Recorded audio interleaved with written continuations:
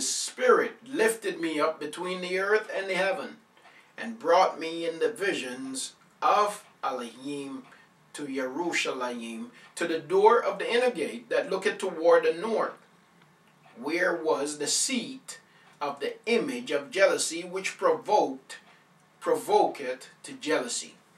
And so here in verse 3, the prophet is picked up by a lock of his hair. You see, the prophet Ezekiel had locks. And that's another thing that you're not told. The prophet Ezekiel and the prophets of the scriptures were black men. This is an unpopular truth, but we're going to get into a study on that. Yah is opening the eyes of his people. There is nothing racist about this message. I love my white brothers and sisters, but the fact is that the Hebrew people were a black people. And Ezekiel here, a black man from the tribe of Yehuda, had locks. Okay, the tribe of Yehuda was a black tribe, and we are going to see evidence of that when we get to that study. That's not what we're studying right now, but I just have to point out that truth.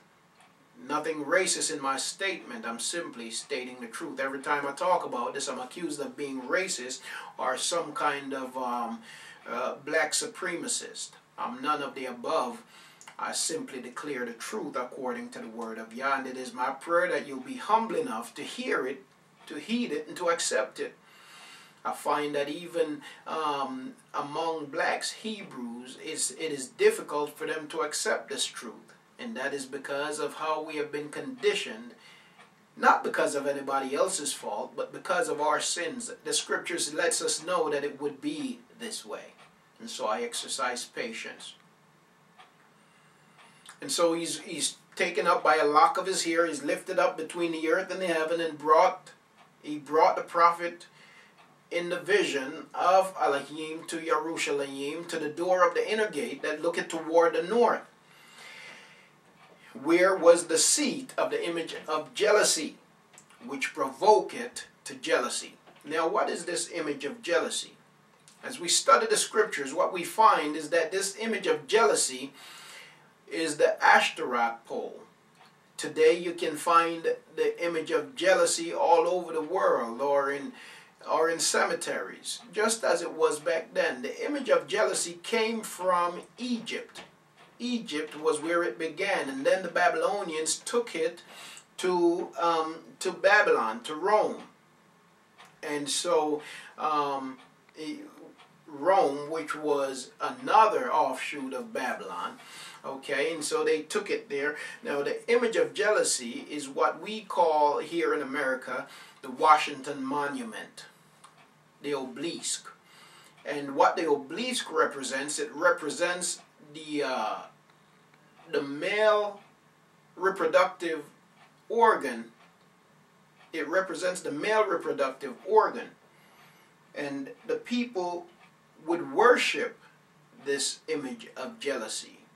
And here we see in verse 3 that not only were the people worshiping this image, it was the male reproductive organ of the sun god that they worshipped. And they took this image and brought it to the gate of the temple. So Christmas just went by, but you should also know that the Christmas tree is also an image of jealousy. The steeple you see on churches is also representative of the image of jealousy. They represent the male reproductive organ of the sun god. Here in Babylon, the name of the sun god was Tammuz. In Egypt, one of his names is Ra. In Rome, one of his names is Zeus. You see, from culture to culture, from people to people, the name of the sun deity changes. Nonetheless, they are referring to the same deity. In ancient Moab, he was Molech. Among the Phoenicians, He had another name, and so his name changed from people to people. Nonetheless, it is the same deity, sun deity, that was worshipped. And so the prophet was picked up and taken into Yerushalayim, and Yah began to show the prophet all these things, all the abominations that the people were doing. And so he took him and to the door of the inner gate that looketh toward the north, where was the seat of the image of jealousy, which provoketh to jealousy. And so that was an image that provoked Yah to jealousy. Just like your Christmas tree today provokes Yah to jealousy, as Yah warns us in Jeremiah chapter 10. Says, learn not the way of the heathen. And he went on to tell us that one goes in the forest and he cuts down the green tree and he takes it into his house and he fastens it and he decks it with gold and silver, describing the Christmas tree. But there are many who do this and they think that they're doing it unto Yah. All it is sun worship, and the word is going forth, but yet many refuse to take heed. It is my prayer, though, that your eyes will be opened and your ears open and your heart, your stony heart, will become as fallow ground, that you may hear Yah's truth and turn from that wickedness, because it is according to the scriptures. Verse 4, and behold, the glory of Elohim, of the Elohim of Israel was there, according to the vision that I saw in the plain. Then said he unto me, Son of man, lift up thine eyes now the way toward the north. So I lifted up mine eyes the way toward the north, and behold, northward at the gate of the altar, this image of jealousy in the entrance. And so the image of jealousy was sitting directly in the entrance towards the temple, in the inner gate of the temple. He said furthermore unto me, Son of man, seest thou what they do, even the great abominations that the house of Israel committed here, that I should go far off from my sanctuary? But turn thee yet again, and thou shalt see greater abominations. Yah says that by them bringing in these idolatrous images, by them participating in these pagan worship, then what they have done is they have evicted me from my house, and now an idol, rather than the true and living Yahuwah, now an idol takes residence in his house. You see, light and dark cannot exist in the same space. If we're going to walk in the light, then we cannot have any fellowship with darkness, because when the light comes, then darkness has to flee. But if light is there and you do not embrace the light, you do not embrace Yah, but rather you're clinging to idol worship. You're clinging to your Christmas traditions. You're clinging to your Easter idol traditions. You're clinging to your Valentine's Day traditions. You're clinging to all these other traditions. As long as you continue to do that, then what you're doing is you're pushing Yah out of the sanctuary. And what is the temple today? What is the sanctuary today? The temple, the sanctuary, is your body. This is where he desires to abide.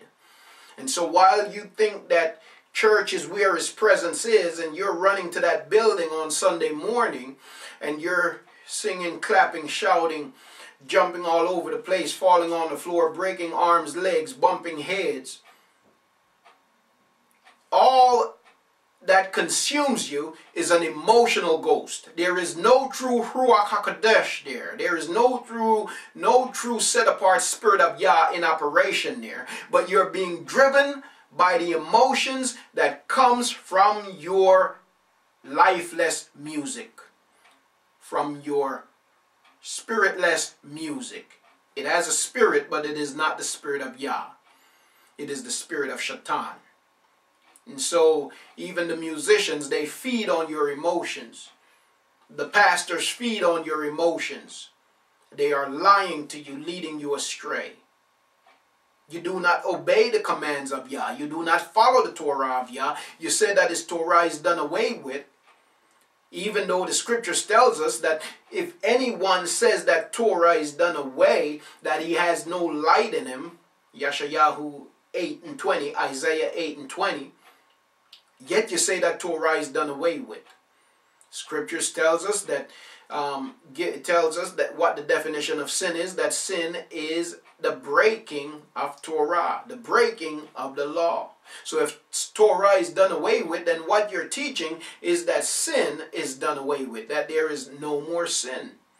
And that is a false doctrine according to the Scriptures, yet that is what our Christian pastors are teaching.